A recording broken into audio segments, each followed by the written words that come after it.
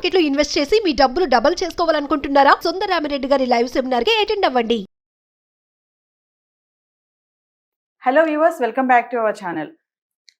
Trading చాలా మందికి తెలుసు కదా, మరి అసలు ట్రేడింగ్ కెరియర్ ఎలా ఉంటుంది, డైలీ స్టాక్ మార్కెట్ ట్రేడింగ్ చేసే వాళ్ళు ఎలాంటివి సెలెక్ట్ చేసుకోవాలి, ఏమైనా సీక్రెట్స్ ఉంటాయా దాంట్లో, మరి ట్రేడింగ్ చేస్తే ఎర్నింగ్ ఎలా ఉంటుంది, మంచి రిటర్న్స్ రావాలంటే ఎలా ట్రేడ్ చేయాలి, అసలు టోటల్గా కెరియర్ ఎలా ఉంటుంది ట్రేడింగ్ చేస్తే. చాలా మందికి తెలుసు, ట్రేడింగ్ డైలీ చూస్తూనే ఉంటాము, బట్ కొన్ని టిప్స్ అయితే ఫాలో అవ్వాలి కదా. మరి ఈరోజు మనతో పాటు స్టూడియోలో ఉన్నారు, ఈ ట్రేడింగ్ సక్సెస్ ఎలా ఉంటుంది ఈ టిప్స్ చెప్పడానికి మనతో పాటు పవన్ కుమార్ గారు, MD of trading bros Telugu. మరి పవన్ గారితో మాట్లాడదాం. నమస్తే అండి. Hi ma'am. మరి స్టాక్ మార్కెట్ ట్రేడింగ్ లో ఎవ్రీడే మనకి బెస్ట్ ఎంట్రీస్ ఫైండ్ అవుట్ చేయాలి అంటే కొన్ని ఇండికేటర్స్ ఉన్నాయి. అవును.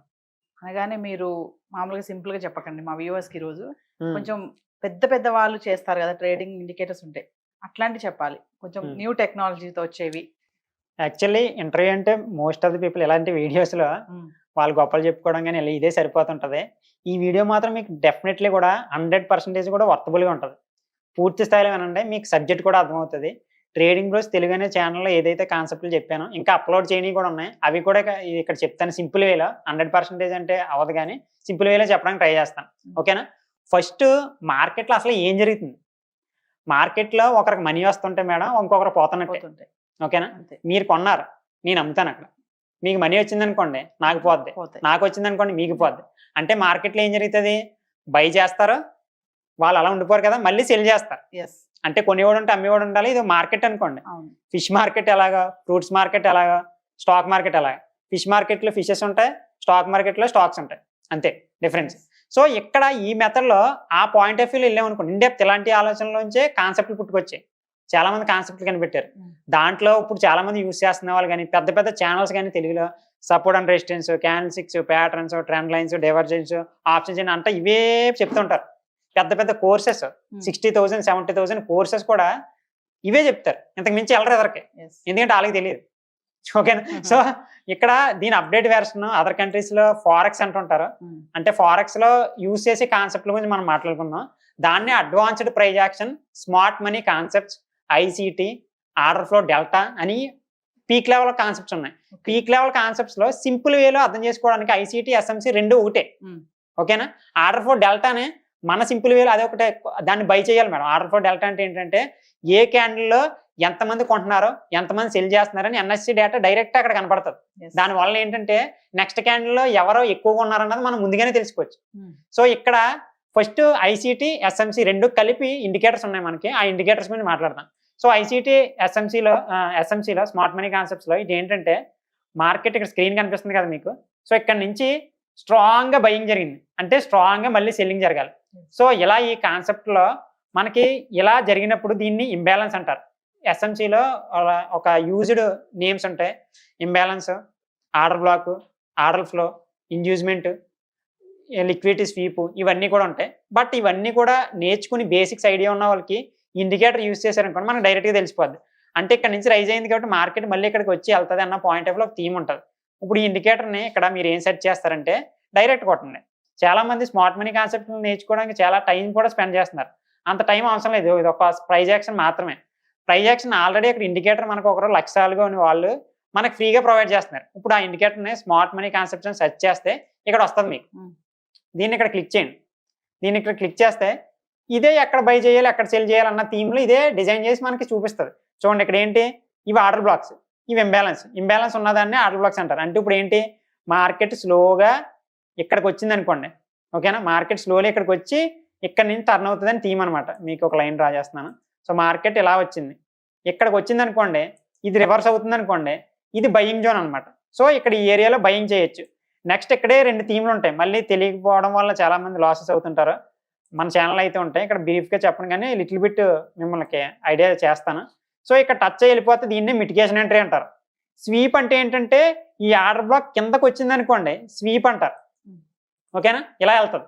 అదే ఆర్డర్ బ్లాక్ బ్రేక్అవుట్ అంటే ఆర్డర్ బ్లాక్ని బ్రేక్ చేసి కిందకు వచ్చేయడాన్ని ఆర్డర్ బ్లాక్ బ్రేక్అవుట్ అంటారు. అంటే ఇక్కడ దాకా కూడా రావచ్చు. సో మనం ఎప్పుడు ఎలా వెళ్తుంది తెలుస్తుంది బ్రో అనుకుంటే మనం ఇక్కడ మిటిగేషన్ జరుగుతుందా, స్వీప్ జరుగుతుందా? స్వీప్ అంటే ఇందాక లిక్విడిటీ అన్నాను కదా, మన స్టాప్ లాస్లు చాలా మంది అంటుంటారు మేడం మన స్టాప్ లాస్ వాళ్ళకి తెలిసిపోతున్నాయి, వాళ్ళకి తెలియకపోవడం వల్ల మన స్టాప్ లాస్ టచ్ చేసి వెళ్ళిపోతున్నారండి. స్టాప్ లాస్ అంటే ఏంటంటే మేడం, ఇక్కడ 100 దగ్గర మనం ఎంటర్ తీసుకున్నాం అనుకోండి, 90 దగ్గర స్టాప్ లాస్ పెడతాం. అంటే ఎంతకన్నా కిందకి పడితే నా ట్రేడ్ని ఎగ్జిట్ అయిపోయి ఇంతకు మించి నేను లాస్ అవ్వడానికి నేను రెడీగా లేనని చెప్పి స్టాప్ లాస్ అంటారు. ఇలా స్టాప్ లాస్ పెట్టడాన్ని నార్త్ గాలు కానీ మన వాళ్ళు కానీ ఏమనుకుంటారంటే, మన స్టాప్ లాస్ యాప్లో సెట్ చేస్తే పెద్దవాళ్ళకి తెలిసిపోతుంది, దాన్ని స్టాప్ లాస్ టచ్ చేసిన తర్వాత అది పైకి తీసుకెళ్తారు.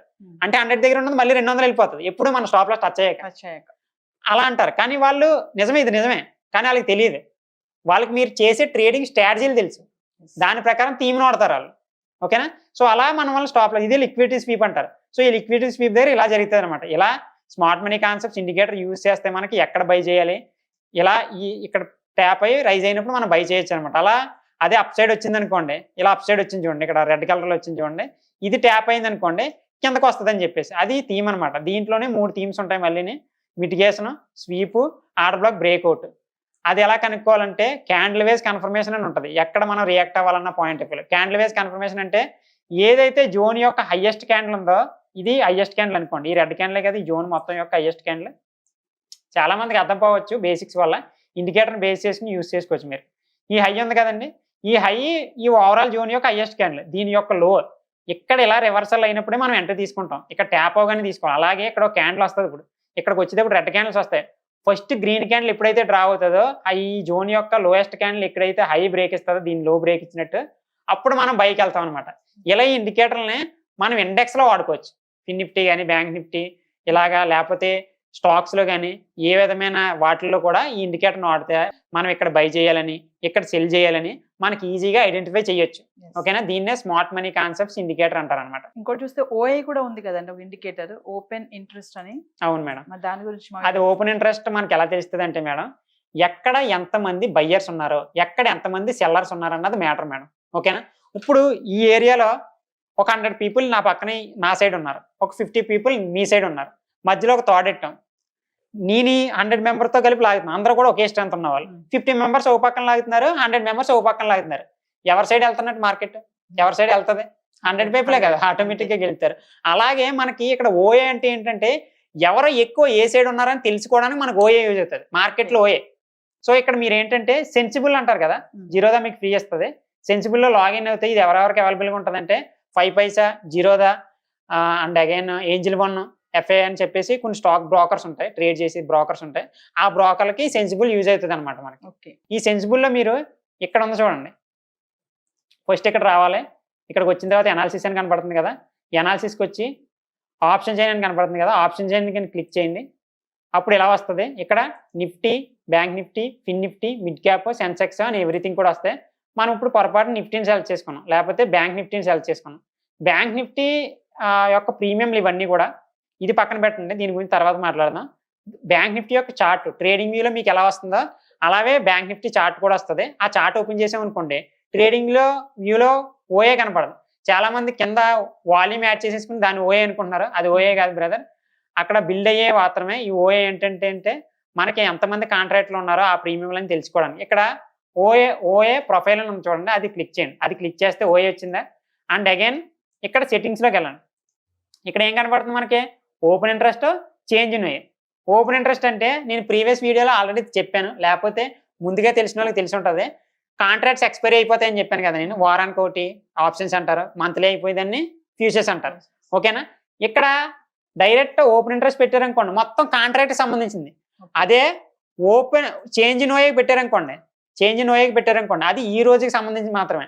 అంటే ఒక ట్రేడర్కి, స్కాల్పర్కి ఈ రోజుకి సంబంధించింది కావాలా, మొత్తం అంతదే కావాలంటే నేనేమంటాను, స్కాల్పర్కి ఈ రోజుకి సంబంధించింది కావాలా. ఓకేనా? ఈ రోజు మార్కెట్లో ఏం జరుగుతుందో ఐఎంపీ మాకు. ఓకేనా? ఇప్పుడు చూడండి, ఇక్కడ చూడండి ఓఏ, ఇక్కడ చూడండి ఓఏలోకి వస్తే కాల్ ఓఏ, పుట్ ఓఏ అంటే ఏంటంటే call writings, put writings.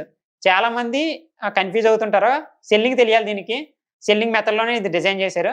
Call writings అంటే కాల్ని సెల్ చేసేవాళ్ళు, కాల్ని బై చేసేవాళ్ళు కాదు. బయ్యర్ పాయింట్ ఆఫ్ వ్యూ ఆలోచించండి. కాల్ని బై చేసామనుకోండి మార్కెట్ పైకి వెళ్తుందని, అదే కాల్ని సెల్ చేస్తున్నాం అనుకోండి మన ఇంట్రెస్ట్ ఏం చేయడం అన్నట్టు కిందకి తీసుకురావడానికి. ఓకేనా? సో ఆ విధంగా పుట్ ఓఏ అంటే ఏంటి, మార్కెట్ని పైకి తీసుకెళ్లేవాళ్ళు.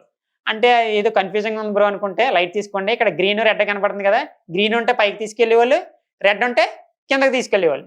ఓకేనా? నేను థియరిటికల్గా చెప్పాను, అండ్ అదేవిధంగా మనం సింపుల్గా అర్థం చేసుకునే విధంగా చెప్పాను. ఇక్కడ ఎలా కనపడుతుందో కూడా చెప్పాను.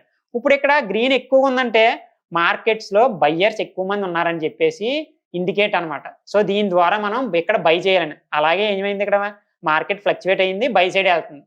ఇక్కడ మనకి సెల్లింగ్ ఆపర్చునిటీ ఉందనుకోండి, ఇక్కడ ఇంకా ఇంబ్యాలెన్స్ ఉంది కదా బ్రో, ఇక్కడ దాకా వస్తుంది అనుకున్నాం కదా, ఇక్కడ దాకా వస్తుంది అంటే రాదు. ఎందుకు వస్తుంది? ఇక్కడ బయ్యర్స్ ఎక్కువ ఉన్నప్పుడు మీరు సెల్ చేస్తే లాసెస్ లోనే ఉంటారు. ఇవన్నీ చాలా మందికి నాకు తెలిసి 100% లో 50% కాదు 80% పీపుల్కి తెలియకుండా ట్రేడ్ చేస్తున్నారు, నాకు తెలిసేది.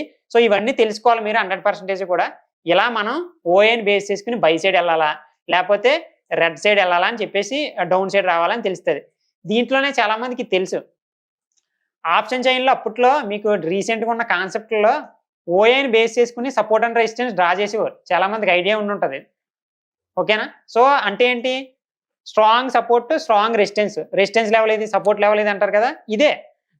ఎవరో ఛానల్స్లో మనం చూడాల్సిన అవసరం లేదు, ఒకసారి మనకు తెలిస్తే అదే సపోర్ట్ లెవెల్, అదే రెసిస్టెన్స్ లెవెల్.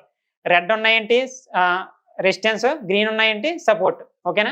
ఏది స్ట్రాంగ్ ఉంటే దాన్ని మనం బేస్ చేసుకుని వెళ్ళొచ్చు అనమాట. ఈ విధంగా మనం ఓఏని ఉపయోగించుకుని ఎక్కడ బయ్యర్స్ ఎక్కువ మంది ఉన్నారో ఎక్కడ సెల్లర్స్ ఎక్కువ మంది ఉన్నారని మనం ఐడెంటిఫై చేయడానికి ఓఏ అన్నది యూజ్ అవుతుంది. దాన్ని ఓపెన్ ఇంట్రెస్ట్ అంటారు. మరి ఓఏలో కొన్ని ఆప్షన్స్ ఉన్నాయి కదండి, ఐటీఎం, ఏటీఎం, ఓటీఎం, అది ఆప్షన్ చైన్ లోకి వెళ్తుంది మేడం. అవి ఇదేంటంటే ఆప్షన్ చైన్ గురించి చెప్పాలంటే ఇది చాలా పెద్ద థియరీ. ఇది అంటే జస్ట్ అది చిన్న సింపుల్ లైన్ లో చెప్పాలంటే చాలా మంది ఓటీఎం, ఐటీఎం ఇలా in the money, out of the money, at the money అంటుంటారు. ఎట్ ద మనీ ఏంటంటే ఇప్పుడు ప్రెసెంట్ నిఫ్టీ ఎక్కడైతే ట్రావెల్ అవుతుందో దాన్ని ఎట్ ద మనీ అంటారు. ఓటీఎం అంటే కిందకు వచ్చేసి దాన్ని ఓటీఎం అంటారు. స్ట్రైక్ ప్రైస్ పెంచుకుంటూ వెళ్ళేదాన్ని ఇన్ ద మనీ అంటారు. అంటే ఇప్పుడు ఇక్కడ మనకి వేగా, తీటా, గామా ఉంది కదా, డెల్టా ఉంది కదా, ఇక్కడ చూడండి ఓటీఎంకి ఎదురుగుండగా 51 ఉంది. అంటే మనకి ఇండెక్స్ అని చెప్పాను కదా, ఇండెక్స్ 100 పాయింట్స్ రియాక్ట్ అయింది అనుకోండి, ఈ ప్రీమియం ఓన్లీ 50 పాయింట్స్ రియాక్ట్ అవుతుంది. ఓకేనా? అదే అవుట్ ఆఫ్ ద మనీలోకి వచ్చారనుకోండి, ఇలా కిందకు వచ్చేటప్పుడు ఇక్కడ 44, 38, 31 ఉందా అంటే 30 పాయింట్స్ రియాక్ట్ అవుతుంది. చాలా మంది అంటుంటారు, బ్రో ఇండెక్స్ ఏమి వెళ్ళిపోతుంది, నా ప్రీమియం ఏం కదలట్లేదు, నాకు లాసెస్ వస్తుంది అంటారు. మనం ప్రాఫిట్ సంపాదించేది ఇండెక్స్లో కాదు, ప్రీమియంలోనే. మీరు ఏదైతే ప్రీమియం సెలెక్ట్ చేసుకున్నారో అదే 23,200, 24,700 ఏ అయితే ఉన్నాయో వాటిలో అంటే అవుట్ ఆఫ్ ద మనీలో తక్కువ మూమెంట్ ఉంటుంది. అందుకనే ఇన్ ద మనీలో వెళ్ళొచ్చు, ఎట్ ద మనీలో వెళ్ళొచ్చు, కానీ అవుట్ ఆఫ్ ద మనీలో వెళ్ళకూడదని చెప్తారు, ఎందుకంటే మూమెంట్ ఉండదు.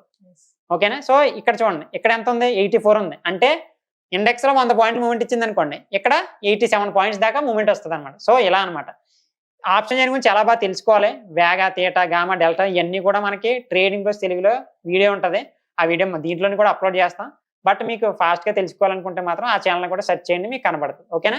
ఈ విధంగా ఆప్షన్ చైన్ని చూసుకోవాలి, ఓఏని చూసుకోవాలి, ఇండికేటర్లని చూసుకోవాలి. ఇన్ని కన్ఫర్మేషన్ చూసుకుంటే కానీ మనం సక్సెస్ఫుల్గా ఉండలేము అనమాట. ఫైనల్ క్వశ్చన్ చెప్పండి, ఓఐ ఓపెన్ ఇంట్రెస్ట్ ని యూజ్ చేసి మార్కెట్ లో ట్రెండ్ ఎలా ఉంది అని తెలుసుకోవాలంటే ఏం చేయాలంటారు? 100% కూడా దీన్ని ట్రెండ్ డిసైడ్ చేసేదే.